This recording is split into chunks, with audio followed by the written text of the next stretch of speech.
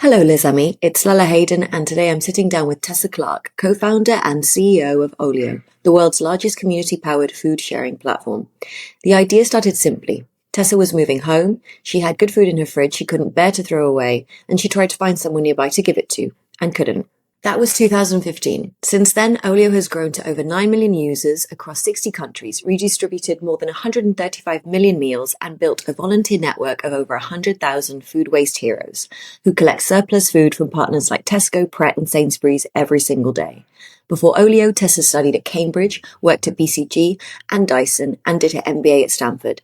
The company has raised over 50 million and been recognized by the United Nations as a beacon for the world. Hi, Tessa. Welcome to the Les Amis podcast. How are you? I'm very good, thank you. How are you? I'm good, thanks. Where are you joining us from today? So I live out in Wiltshire, about an hour west of London. Lovely. So I just wanted to start by asking you, do you remember the moment or the time where you decided or realised that food waste was your problem to solve? I do remember it. It was quite a random moment, but it was just over 10 years ago. I was living and working in Switzerland and I was moving back to the UK. And as I was packing up the kitchen, the removal men told me I had to throw away all of our uneaten food. And I'm a farmer's daughter, so I know just how much hard work goes into producing food. In my family, food waste was criminal.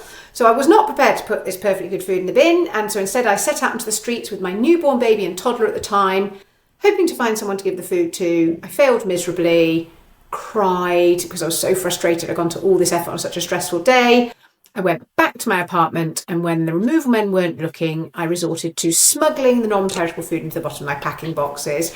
And that was when I thought, Tessa, you really have taken it too far this time. This is absolutely ridiculous. And I've been working in the digital space for about a decade then. I knew there was an app for everything, and I couldn't believe there wasn't a simple app that I could use to give away my spare food to someone living nearby who would like it. And I then researched the problem of food waste, discovered it was truly one of the largest problems facing humanity today. And from that point forward, just knew that I had to play my part in trying to fix it. I think I'm building the picture in my head of you walking out on the street with your babies. I'm almost 7 months postpartum, and it's been an adventure, especially I feel like as a millennial woman, I feel like it was so much about motherhood that was quite scary because we hadn't, I guess, seen it done so much.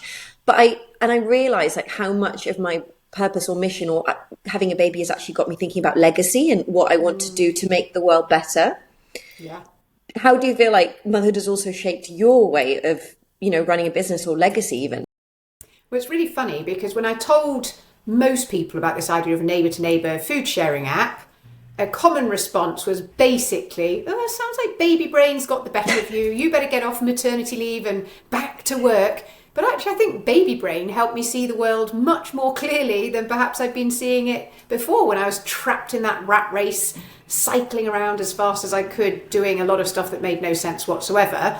And so personally, although it was just quite overwhelming, extremely stressful for a whole variety of reasons, I found maternity leave an incredible opportunity actually just to step off that treadmill for a while and to think differently about the world. And having children and then encountering a problem as existential as food waste, realising that it contributes to 10% of global greenhouse gas emissions, learning that a quarter of humanity's fresh water is used to grow food that is never eaten, and by the way, we're running out of water, to learn that food waste is one of them, because food production itself is one of the major drivers of deforestation. Therefore, food waste too is a major driver of deforestation. And as I look at my children and I project forward and think about the world that they're inhabiting, a world where there's probably going to be 10 billion people and we don't know how we're going to feed everybody as well,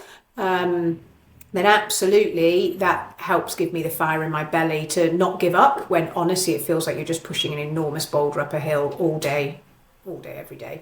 Yeah, it's almost like this fire's been lit and it becomes quite unstoppable. I was wondering, how are you able to turn the volunteer food waste heroes into a logistics system? So just to back up a little bit so that the listener understands what we mean by that. So Olio is an app that connects people with their neighbours. They can give away rather than throw away their spare food and household items. And A really important part of how Olio gets going in any local community is we now have in the UK over 100,000 trained volunteers. These are just regular people like you and I from our community who they join the Olio app and they will see an advert saying, help your local business rescue their surplus food. You then follow our online training and then you can claim a collection slot, and that's an opportunity to go to a business near you, which could be a supermarket, it could be your school canteen, an office canteen, it could be a TV or film production shoot, and you will collect all of their unsold or unserved food, you'll take it home, you'll add it to the Olio app, and within minutes your neighbours living nearby are requesting that food, and minutes later the people that you've chosen to give that food to are popping around to your house to pick it up. And the honest answer is we started really, really small with that model. So we started working originally with a couple of corner stores up in Finsbury Park and Crouch End in North London, which is where Sasha, my co-founder, and I lived at the time. That's where I lived for a very long time. There we go. Shout out for North London. Yeah, Crouch End. Yeah, Crouch End. Yeah, it was absolutely Crouch End and Finsbury Park. And we started with a few corner stores there. Actually, the majority of whom were female owned and operated, who could see that it made absolutely no sense whatsoever for them to be throwing away perfectly good food when that food was valuable and people would want to eat it. And we sort of made that model work and figure out what it looked like to recruit volunteers, train them, manage them, get feedback from everyone about what worked and what didn't work. And then from there onwards, we've just kept on working hard to improve it and scale it up. So then we started redistributing surplus food from Planet Organic. So we persuaded them, and I think they had 7 stores at the time. And then our first really major win was with Pret a Manger, who we were redistributing from over 100 stores. And then it was about 3.5 years after we first started working on this model, we finally hooked the big one, which was Tesco. And we had just a couple of months to roll out across their nearly 3,000 stores. And today we're collecting surplus food from almost 10,000 different locations across the country. I was doing some research and listening to different interviews of yours, and I loved something that I heard that you said. It was about, going to bed and leaving the world better than you'd sort of arrived. You've raised over $57 million in funding. And I was wondering, what's harder, convincing investors or convincing everyday people to change their habits?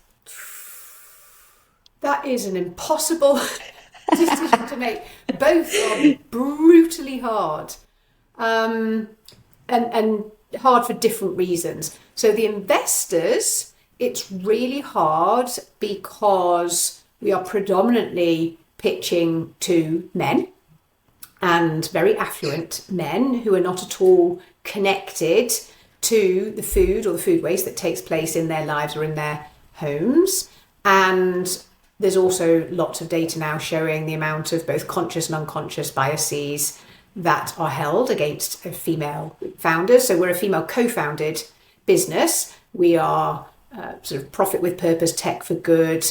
We've always been early revenue. So it's definitely been a pretty hard sell convincing investors to back Olio, but I'm really proud of the fact that we have got a fantastic group of investors. Certainly our earliest investors, 3/4 of them were female and or people of colour, who I think just intuitively understood what we're doing. They understood the scale of the problem and they loved the elegance of our solution. So it's just required an awful lot of persistence to close the fundraising. And for anyone who is out there looking to embark on fundraising, I say kind of steel yourself.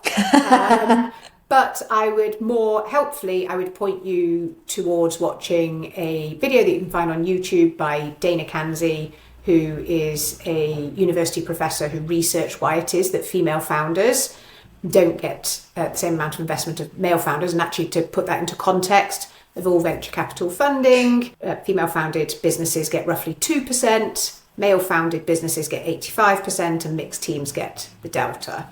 And Dana Kanzi said she did lots of analysis on this, and what she uncovered was the fact that female founders tend to be asked what she referred to as prevention questions. So this is all about the downside, everything that could go wrong with your business. So what happens if Google or Facebook decide to come into the market and destroy you?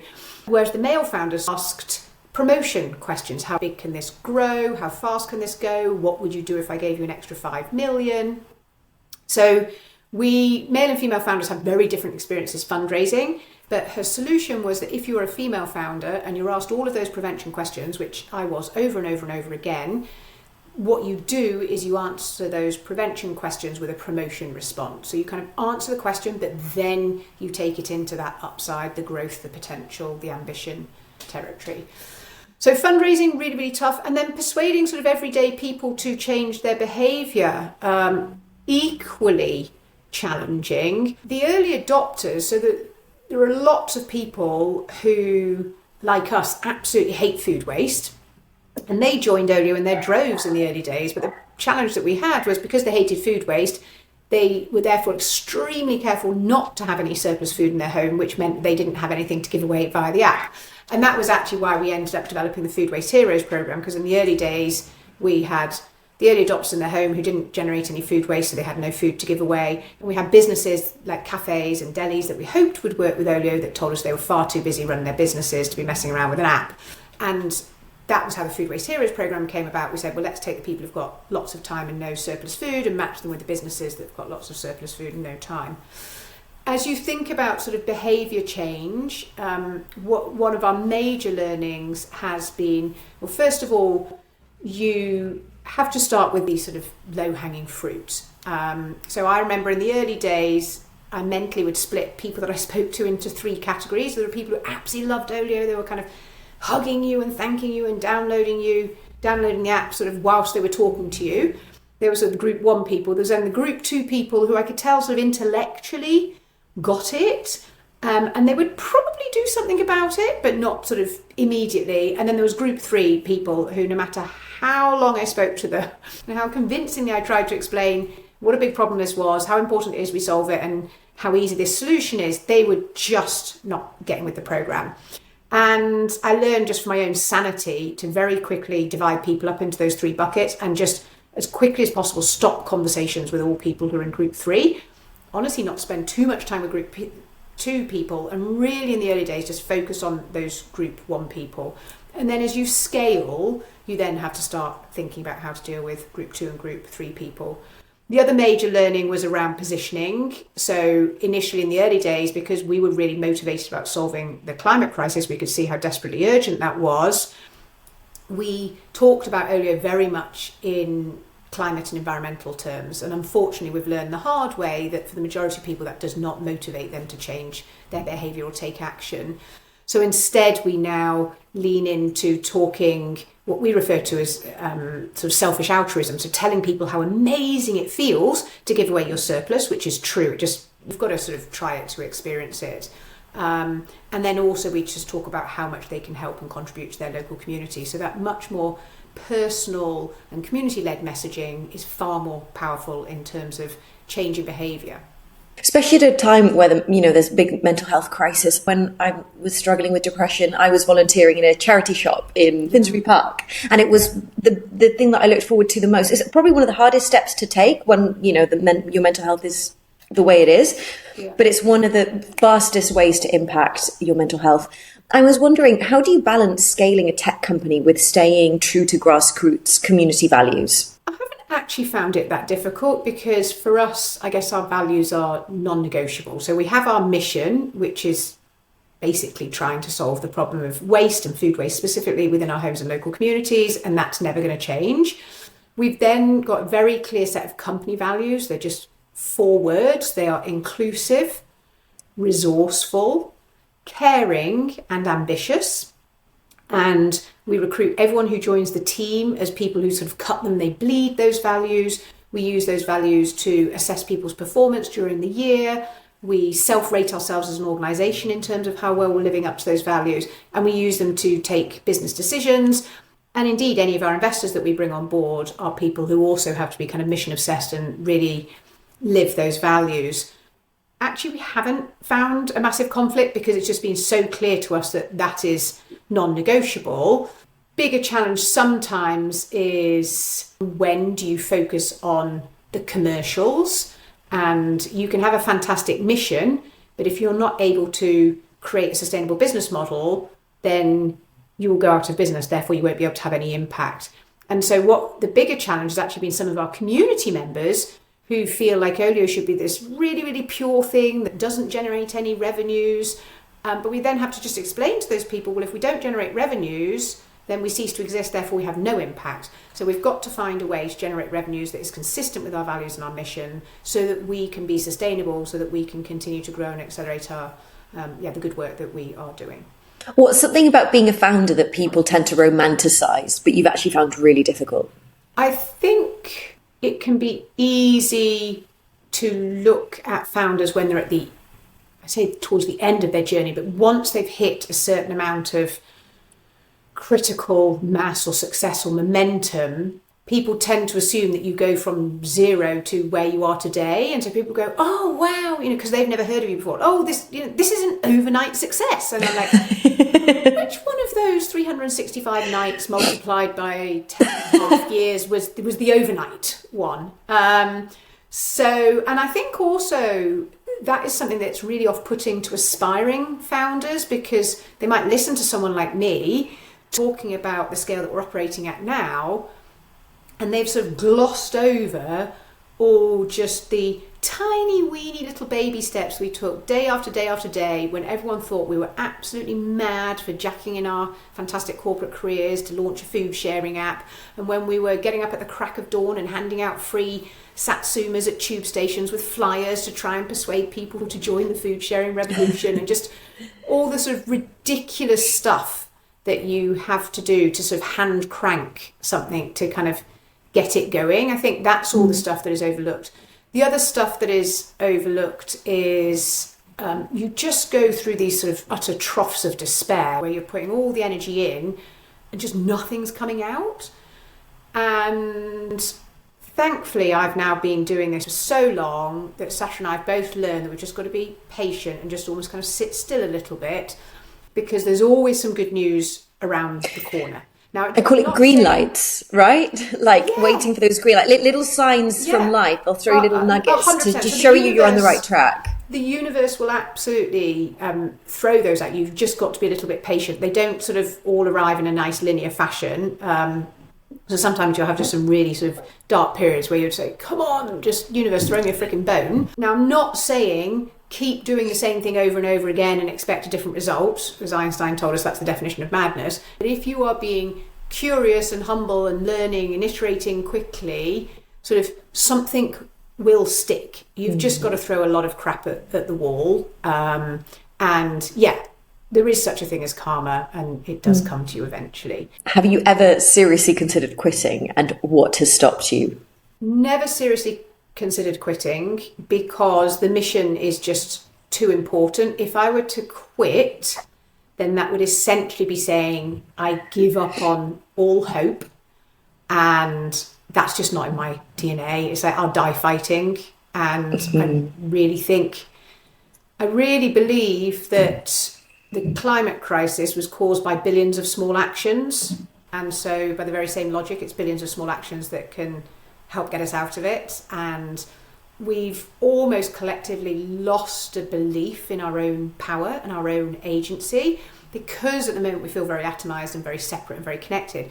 But if you take this small action, and then someone else in your household does, and then someone else next door to you does, and then the street does, and then your community does, that is genuinely how change happens and takes place. We've just lost our faith in ourselves. And I think as well, a connection, right? I feel like this whole mothering process has very much returned me back to my biological body. And I realise how much gets of my intuition, I guess I was disconnected from, and how much power can be retained. And I think that the model we've sort of been following, especially as women, is sort of like the patriarchal masculine model of doing things. And I actually realized like how instead of actually trying to replicate those behaviors or trying to fight and not surrender to, I guess, what is or what has been built, how much power I can come back to once I come back to that intuition, and I lead from there, and I'm able to create from that place. Yeah, I'm 1,000% down with that.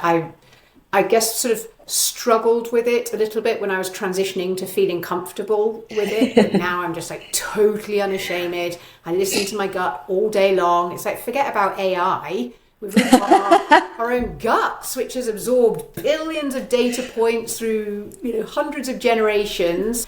And it really can be a superpower if you are comfortable to listen to it and lean into it. Of course, you interrogate it. You don't just do everything your gut says.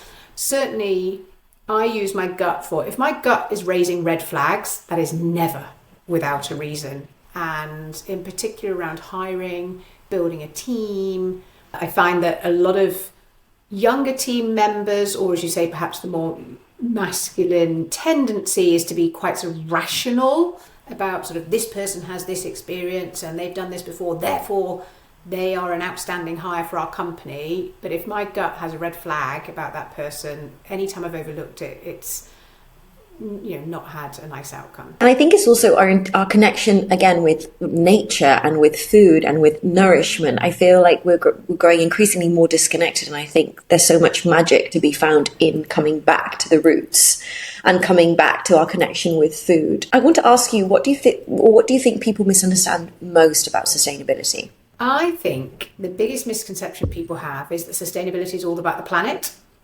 And actually, if you live more sustainably in your day-to-day life, it is all about you. And I have learned that if you take care of yourself, so feed yourself well, connect with your local community, reduce your footprint, try and be regenerative in your consumption, if you take care of yourself, the planet will take care of itself. Mm-hmm. And where we've gone wrong is we are all buying lots of stuff, trying to fill this hole inside ourselves. We are slathering our bodies with lots of toxic crap because we've been persuaded that we need that to look beautiful and be successful. And all of this is just, and lots of things that are sold to our worst impulses. All of this, and again, to disconnect us from ourselves, right? Yeah. Every click disconnects us more from ourselves and our true nature. 1,000%. So this is sort of making us sick at scale. Living more sustainably, my main message is, and this has come through lived experience, you are healthier, you are wealthier, and you are happier. So it's good for your body, you save money, and it just gives you a much sunnier disposition on life. And I'm actually just finishing off writing a book all about my own experience. I'm working title sort of simple swaps, and it's just all the hundreds of simple swaps that I've implemented in my life to try and live more sustainably. And a lot of people think about sustainability like, oh, it's so worthy, or it's so expensive, or it's so difficult. But actually, it is a lot easier. You save an awful lot of money, and you are definitely a lot healthier and happier as a result of living more, sort of more in equilibrium with the planet and nature. Congratulations on the book. Do we have a release date yet? We do not yet. I'm hoping for early next year. Awesome. We'll be looking forward to reading that. One question before we start our quick fire round. Yeah. I was wondering what would need to happen for you to feel like your mission is complete? We are so far away from that, it's just entirely laughable. I mean, globally, we throw away 1/3 of all the food we produce each year. It's worth over $1 trillion. But actually, if we look at where food waste takes place, most people are really surprised to discover that in a country such as the UK, well over half of all food waste takes place in the home. It's actually 60%. And only 2% of all food waste takes place at a retail store level. Yeah, but most people think, oh, it's the supermarket. It's like, no, guys, it's us. 28 million households, we're all throwing away roughly 1/4 of our weekly shop. So we are the problem. And I would say that Olio is making great strides working with businesses who are starting, not fast enough, but starting to recognise that it's no longer acceptable to throw away perfectly good food. We've made very little inroads into everyday people recognising that instead of throwing away their spare food, they should either be using it up themselves or giving it away. We've made better progress encouraging people to sort of declutter their homes, so give away all the toiletries and toys and cosmetics and books and all the sort of stuff you've got in your house you don't want to sell, you don't want to ship half across the country.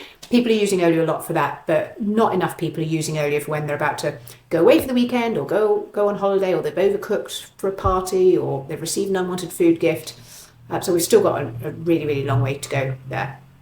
Okay, Tessa, are you ready for rapid fire? Yes, I'll try and engage my causal brain. It's fine. It all works very well with my postpartum brain, so okay. We're going to be great. Between us, we'll work our way through this. Okay, grit or intuition, which guides you more? I would say intuition is more helpful and decisive. It gives the major turning points. Grit is just the day-to-day requirement, but the intuition is the unlock. What is a book that changed you? Slightly weird one, but it's a book called The Lean Startup by a guy called Eric Ries. And I think many people have this massive sort of perfectionist tendency to, if you want to do something, you want to kind of work in it in private to get it absolutely perfect. And then you sort of launch it to the world and you expect that suddenly everyone will, build it and they will come. And the Lean Startup told me to rip up that approach to life, launch something when it is totally imperfect, and then just get all that feedback and iterate and develop as quickly as possible after that. And I've applied that mentality not only to how we've built Olio, but also applied it to my personal life. So when I think about nutrition, when I think about health and well-being, I'm always experimenting with just something random, and I'm constantly sort of overjoyed when I discover something that works and I can just put that into my sort of day-to-day life. So never stop experimenting.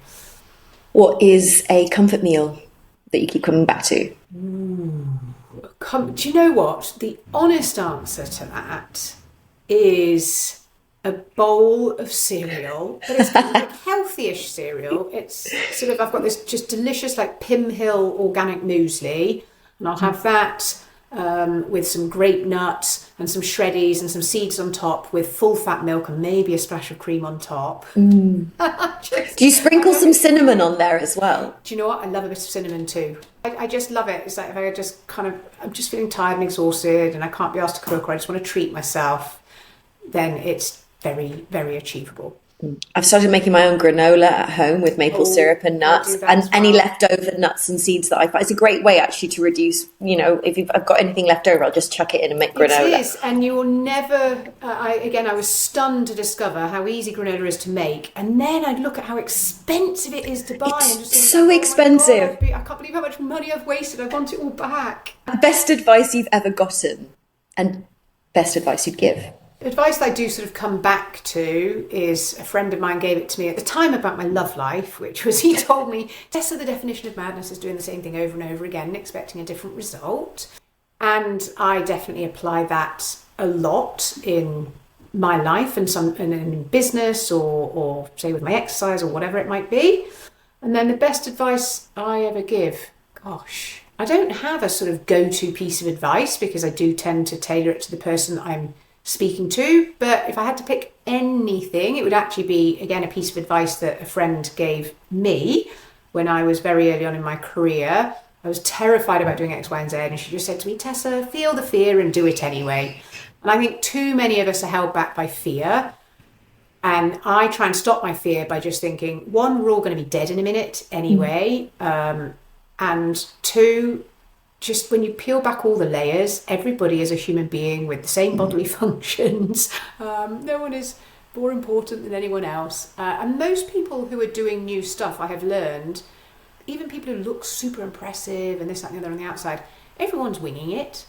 If you're pushing yourself, if you're trying something new, everyone is winging it. And that is what develops like courage, right? It's not the absence of fear, it's showing up and exactly. And courage is a muscle like any other muscle. You just got to sort of try it out, start small, and then you'll just build up to bigger things. And you can also apply that to small changes at home, right? Small changes, small steps taken consistently can lead to bigger impact. It just beats the big stuff every single day of the week. So founding Olio, sort of myself 12 years ago, would never believe that I would be who I am today, doing what I've done today. Just the word entrepreneur just felt like such a unachievable, unattainable, impostery type thing.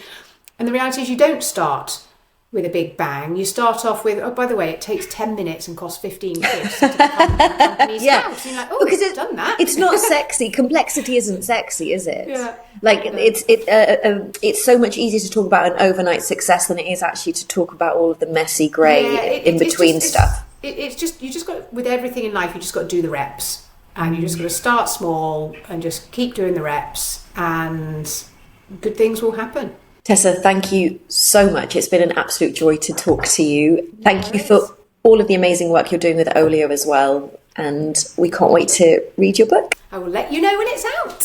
Thank you so much.